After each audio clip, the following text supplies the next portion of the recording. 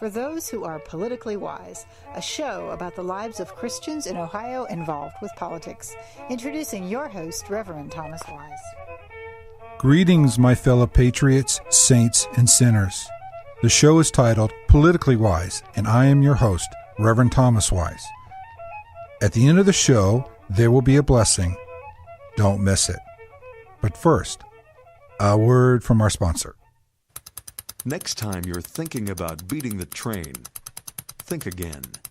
It takes a typical freight train traveling 50 miles an hour, 1.5 miles to stop. That's nearly 18 football fields. Don't try to beat the train. Ohio's roads can be highways or dieways. The choice is yours. A message from Operation Lifesaver and this station. The opinions and statements on this show belong to those who give them. The rest of the show belongs to Thomas Wise Words, all rights reserved. The show is titled Politically Wise, and I am your host, Reverend Thomas Wise. Hello, my listeners. This is Reverend Thomas Wise. The show is called Politically Wise. I have the privilege of interviewing Senator Frank LaRose. Senator, please tell my listeners about yourself. Well, thanks, Reverend Wise. I really appreciate it, and thanks for all you do, by the way. It's always nice to see you at the Ohio State House when you lead us in prayer in the Senate chambers. Quite a few times you've stopped me in the hall, and we've just said a quick word of prayer, and that's always a refreshing thing. As we go about the people's work there in the State House, it's always important to keep the Lord first in our minds and in our hearts, and you are a reminder to do that sometimes, and I just appreciate it. I ran for the state Senate for the first time 4 years ago, never held public office before that, and don't consider myself a politician. In fact, I still don't like that word, but when I got out of the Army after 10 years, I went to school at Ohio State and earned a degree in consumer affairs and business, and because I was a non-traditional student, I was in my mid-20s at that point, having served in the military, I got involved in working on political campaigns, and it was sort of something that happened by accident because I was a college student. I was looking for something else to do with my free time besides some of the normal pursuits that college students do, and I ended up volunteering on a few different campaigns and really found an interest in it, and it was something that I thrived at, and something that I felt was a good use of my time. Being involved in this unique American process of ours of how we choose our leaders is just something that really intrigued me. When I got out of school, when I finished up, my plan was to go out into the world and earn a living in the private sector, and I would have been very happy doing so. I'd recently been married at that point, and so I started interviewing for jobs, but my heart kept telling me that I ought to be doing something else. And there were opportunities out there that I could have taken, but like I said, my heart kept telling me that maybe at least for a few years I ought to pursue public service. And so when that voice got loud enough that I could no longer ignore it, I started looking around at opportunities. At that time, I'd moved back to my hometown, which is Copley Township in northeast Ohio in Summit County. I was born and raised there, and other than my time in the military and my time in college, I've always lived there. And so moving back home, I started looking for opportunities, and as it ended up, there was a chance to run for the state Senate. Now, at the time, it was a seat that was considered unwinnable by many as a Republican. It was a district that favored the Democrats by a decent margin, by 4 or 5 percentage points, and so a lot of people tried to tell me, well, don't be concerned if you run a good race and lose. But I took that advice, but I just sort of started working hard. My wife and I started knocking on doors, gathering the resources necessary to run a campaign, and we had a lot of good volunteers. And I know we had a lot of prayers on our behalf as well. And sure enough, we surprised a lot of people by winning with a decisive margin on Election Day. I ran against a well-known local Democratic elected official, a good man, and we had a good respect for one another. In fact, we've been able to be friends now after the campaign was over, and that's something I value. And so for the last 4 years, I've been serving the people of Summit, Stark, and Wayne counties in the Ohio Senate. It's a real honor. It's a heck of a challenge. As you see, there are no simple solutions to the complex problems that face the state of Ohio, but we've been working through them and trying to make our state ultimately a more business-friendly place where private enterprise can thrive so that families can work and sustain themselves. And that's what it's all about. That's been my passion and continues to be. Every week when I kiss my little girls goodbye, my wife and I have a 3-year-old and a 1-year-old, and kiss my wife goodbye and drive down to Columbus, I know that I'm doing something useful, and ultimately that's a very fulfilling way to spend your time. So you had a military career too, didn't you? Yes, sir. Yeah, I served in the Army for 10 years. It was always my intention to do that ever since I was a young kid, and I had the benefit of having a real mentor, a person who I consider a hero, and thank God he's still with us. He's a World War II veteran, and he's in his 90s now. Amazing guy, and goes to the gym and swims every morning to stay in shape. Just a really neat fellow, and he was the leader of my Boy Scout troop.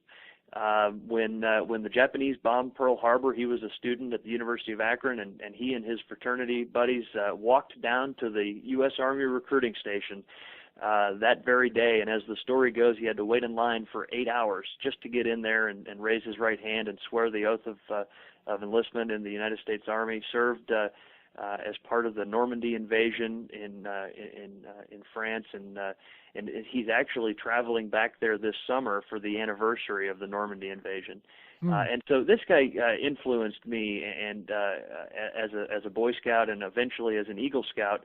I was encouraged to follow that same path of service that he had walked. And so when I got out of high school, my parents wanted me to go to college, but that's a fine thing to do as well. But my heart was telling me to serve, and so I enlisted in the Army just a few weeks after high school, and had 10 really wonderful years. I started with the 101st Airborne Division as an engineer there, and deployed to Kosovo as part of the peacekeeping operations in Kosovo. Deployed to the U.S.-Mexican border as part of what's called Joint Task Force 6, which is a counter-narcotics task force. Really got to see firsthand the challenges that we have on the U.S.-Mexican border, specifically as we were there to support the Border Patrol in their counter-narcotics effort. And there's nothing more fulfilling than helping our Border Patrol bust our drug runners that are trying to bring those kind of things into our country.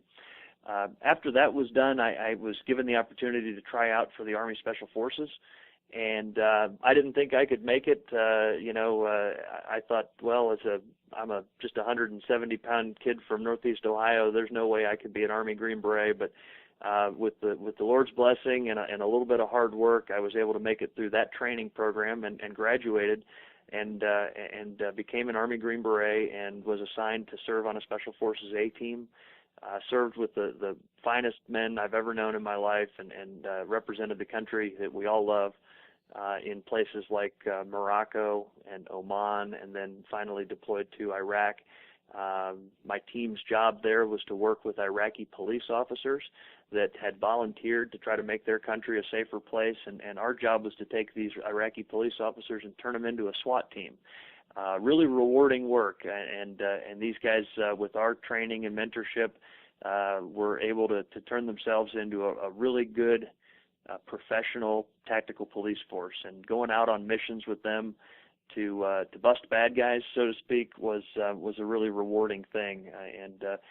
Then when I came home from Iraq, I was approaching 10 years in the Army, and I didn't want to get out. It was a hard decision, and one of the few decisions in my life that I second guess. There are plenty of times where I think, gosh, I wish I was still in the Army, but I made the decision at that point to get out. I was 28 years old, and I wanted to focus on getting a formal education. I tell people I got a great education in the Army and leadership and practical things. But it was time for me to earn a college degree, and so I turned my attention to that and got out of the Army after 10 years as a sergeant first class. I want to tell my listeners, when the Senate gets to stand and pray, and we lead, oftentimes I've led the prayer, and then we stand and then do the Pledge of Allegiance. I can see Frank out of the corner of my eye, and he has got the sharpest stance in the room. Yeah, it's an old Army habit. I tend to click my heels together and stand at a position of attention. People have told me that before, and those old habits never die. And as you know, all of us who've served, that oath of enlistment that we take doesn't end when we take the uniform off. It's for life.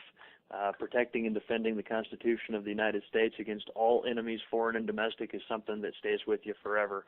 And I'm certainly proud of that and proud to be part of that legacy. And we will be right back after the break. Partnership with Liberty Prayer Network. Hi, I'm Matt Staver, founder and chairman of Liberty Council. We'll talk about this next on Freedom's Call. An intercessory prayer ministry has now officially merged with Liberty Council and brought to life the Liberty Prayer Network. Through prayer, we will intercede for the United States, biblically based public policy, and champions of life, liberty, and the family. While praying for our nation, we remain committed to standing with Israel and partnering with those from other nations who uphold religious freedom, the sanctity of human life, and the family. We are enlisting prayer patriots to take a stand in their home states, lifting high the torch of liberty and calling others to worship God and to pray for His blessings. If you would like to join the Liberty Prayer Network, call us today at 1-800-671-1776. That's 800-671-1776. Or visit our website at lc.org. The show is titled Politically Wise, and I am your host, Reverend Thomas Wise. So tell me about your work in the Senate. My focus has been on a few things. Obviously, there's such a variety of work that we do, and it's really interesting because on one day we may be debating septic tank regulations, and the next day we may be talking about transportation funding or school funding or how to grow Ohio's economy. And so there's such a variety that we work on, but my focus has been in a couple areas. First of all, the reason I ran is because I believe Ohio is a great state that has offered wonderful opportunities to myself and to my family and to thousands of other families like us. I think that Ohio has great days ahead of us. In fact, I think our best days are ahead of us. But we have to do some things to make our state a more economically friendly state, a state where private enterprise can grow and prosper. In many cases, we had gotten to a point where our taxes were too high, where the regulations, all those rules and bureaucracy that businesses have to suffer under were getting in the way. And so my focus has been on jobs and economic issues, specifically on regulatory reform. And people ask, well, what is that? And that's just that working to start hacking away at some of those rules and regulations that tend to pile up. We all know that there have to be rules of the road, and we accept that. We want that in a modern society. There have to be ways to protect the health and well-being of Ohioans and the natural environment in a reasonable way, the safety of people that work and that kind of thing. But beyond that, government oftentimes gets too cumbersome and too intrusive into the private sector, and so we're trying to hack away at that. And there's a bill that I've introduced, and we've passed it through the House, or through the Senate rather, and it's being considered right now by the House, and it's called Senate Bill 3, and that works to do that, to bring that common sense to the way that the state regulates the business community. So how does your faith play a role in your work? Well, first of all, as a person of faith, my walk with the Lord informs everything that I do. I'm someone who believes in the power of prayer, and I've seen it in my daily life. The challenging work that we do can be quite humbling sometimes, to tell you the truth. I've many times turned to prayer and gotten down on my knees, because there are decisions that we are called upon to make, and sometimes you just don't know exactly what the right answer is, and you need to have the strength and confidence that comes only from the Lord. And so that's for me how I approach it. I make decisions based upon my judgment and thinking hard about the issues and listening to my constituents and by going to the Lord in prayer as well. Where do you go to church? My wife and I had a great upbringing, actually a real interesting upbringing in faith, because my mom is a Presbyterian and my father is a Roman Catholic. And so I grew up with great elements of both of those faith traditions. I consider myself a Christian first and foremost, and denomination obviously important, but it's a human invention. I consider myself a Christian. But and then I also, when I was a kid, I used to spend summers working on a family farm in Alabama, and so when I was down there, I would attend the Southern Baptist Church. And so I got a great mix of different Christian traditions. But my wife and I attend the Catholic Church here in our community with our daughters, and we're bringing them up as young women in that faith. So how do you keep your head and heart clear with all that's going on? Well, it's an important question, and I think that there are some times that people in my line of work may start to think that they're important people, and that's when you start to go off track. I've clung to the idea all along that I'm not an important person. I'm a normal person, grew up in Copley Township, Ohio, and served in the Army. I'm not an important person, but I have important work to do. And I have a short period of time, 4 years, or if I'm blessed to get reelected, maybe 8 years. And during that period of time, I've got the opportunity to serve about 350,000 of my neighbors. I'm their voice down in Columbus, so I've got important work to do, but it's not about me. It's about the people that I serve. I try to spend as much time as I can with my family. That can be a challenge right now, but we all in our careers work to find that balance. It's difficult working 120 miles away from where you live.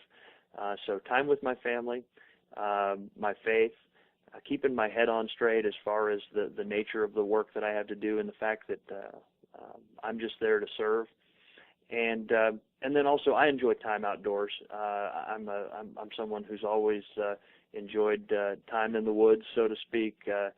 I try to carve out a little bit of time for some fishing or some hunting or just a hike with my daughter. My 3-year-old loves to go hiking, and so we'll go to the parks here in Northeast Ohio. We've got a great national park called Cuyahoga Valley National Park. It's really a treasure.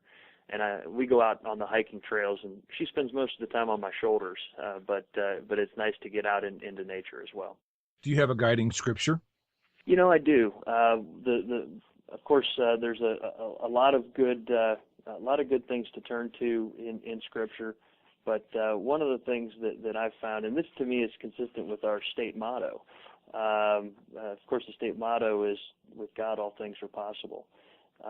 But the scripture that I turn to is, "I can do all things through Christ who strengthens me."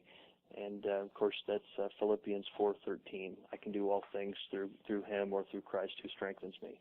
And that gives me the strength that I need many times. There's a lot of other good ones that I turn to, but that's one that comes to mind first.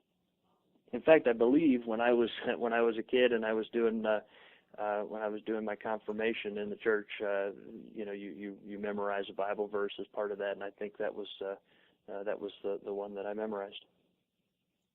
So tell me what a good day in politics is for you. I've actually I've thought about this.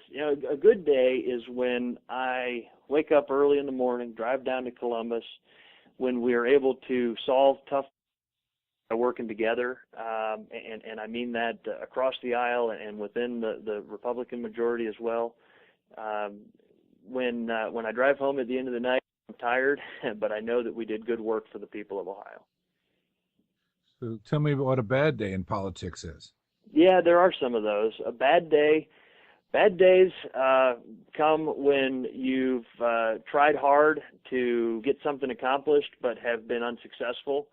Bad days come, and sometimes it's a mix of both, but there are no easy solutions, as I said earlier, to some of the issues that we face. And some folks have gotten the idea that compromise is a dirty word. I think that that's not true. I think that compromise is the way in a democracy that we solve problems, when statesmen and women come together people of goodwill, but maybe different opinions come together to solve problems. But then there's sometimes when you've tried to reach those compromises and find that middle ground, but it's not available to you, and then you're called upon to cast a vote, and you only get a choice of yes or no when the Senate clerk calls the roll, as you've seen so many times in the chambers, and it's time to vote. You have to make your best decision, again, based on the things that I told you earlier, by thinking it out and reading the bill and listening to your constituents and spending some time in prayer. But sometimes you have to vote yes or no on a bill that may be 60% good and 40% bad, or 40% good and 60% bad. And those are tough decisions, and that sticks with me. I've had some sleepless nights as a result of the work I do. I realize that when I say yes or no, it may be a simple act of one man to say that, but those decisions that I make on behalf of my neighbors impact thousands of people. And so those days can be rough and challenging, and when you have to make a decision between sort of the worst of or the best of two bad outcomes, that can be difficult. I see. So, how do you handle those bad days? How do you cope with that? How do you take decompress in those days like that? Sure. Well, I like to get home as much as I can. Sometimes I'm stuck in Columbus for 2 or 3 days at a time, but I'll tell you, in the last few years since I became a daddy, when I come home and I open the door and I hear the thump thump thump of little feet running around, and when my 3-year-old realizes that daddy's just come home, and you hear her come running through the house and she says da da and jumps into my arms and just gives me a big hug, that brings everything back into perspective. The work that we do is about Ohio's future, not just my kids, but thousands of others like them. And there's nothing like the innocence of a child and the just unbridled joy that they have, and that to me helps me put things into perspective and recover from those difficult days when I just get to maybe roll around on the living room floor with my little girls and play with them.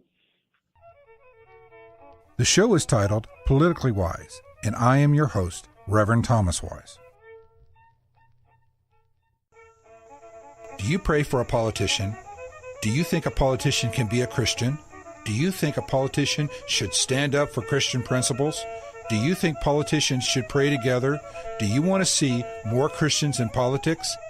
If you said yes to any of these questions, please join the Ohio Prayer Caucus Network. Find the Ohio Prayer Caucus Network on Facebook.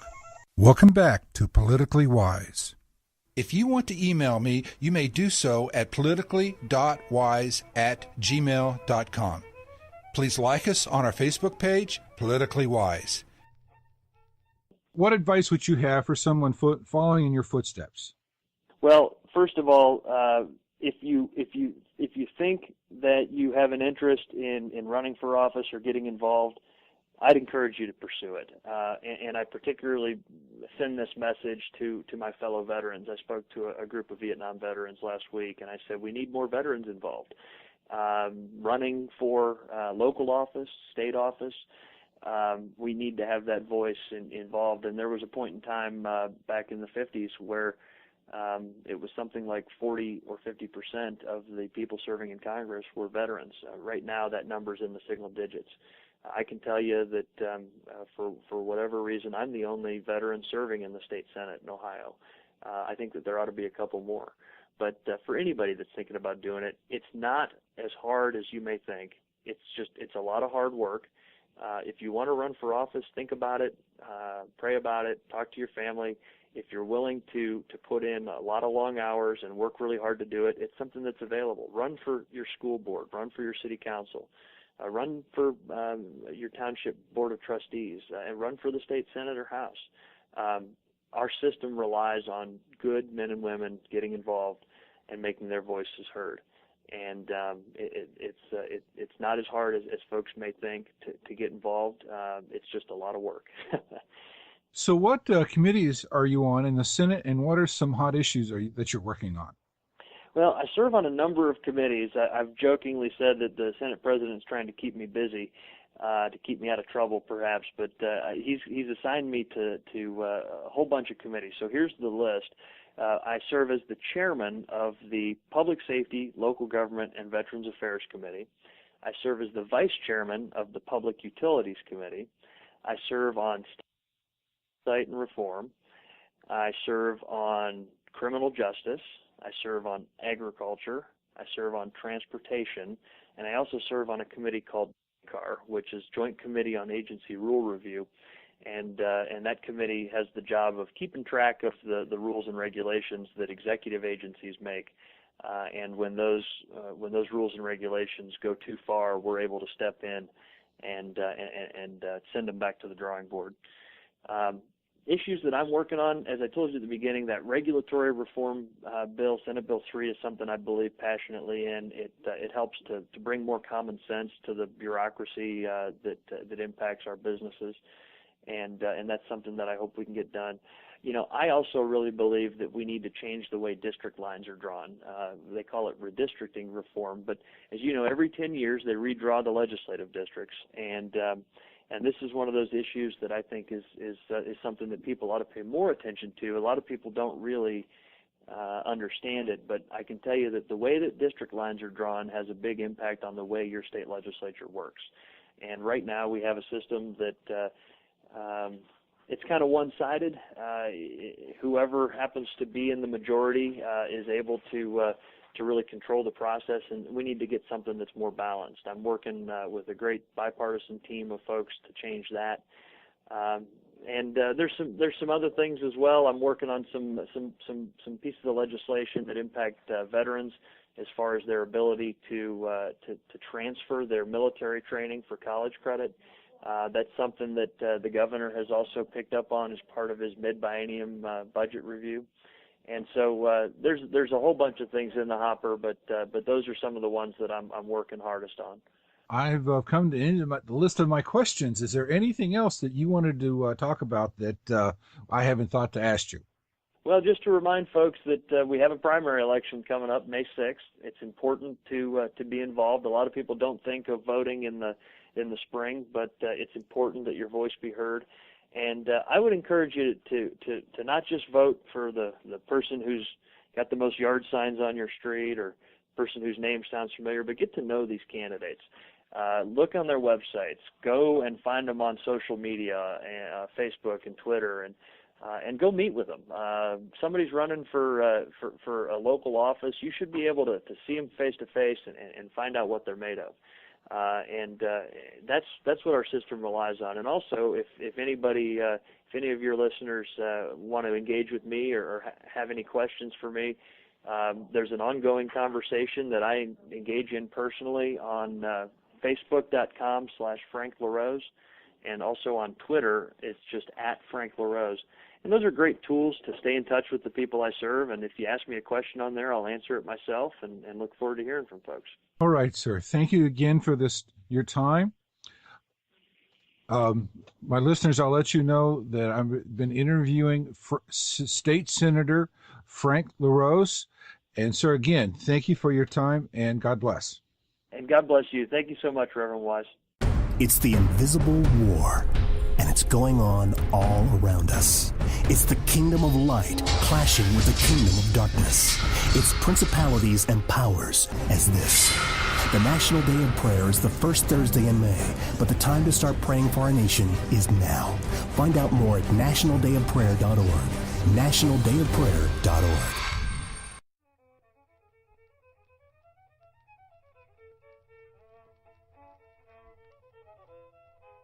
Thank you for listening today. If you want to email me, you may do so at politically.wise@gmail.com. Please like us on our Facebook page, Politically Wise. Now, here's your blessing.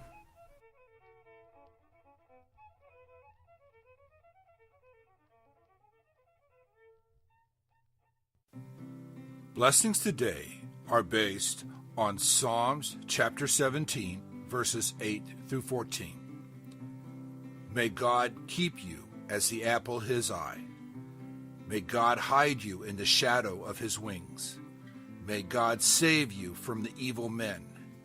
May God feed you when you are hungry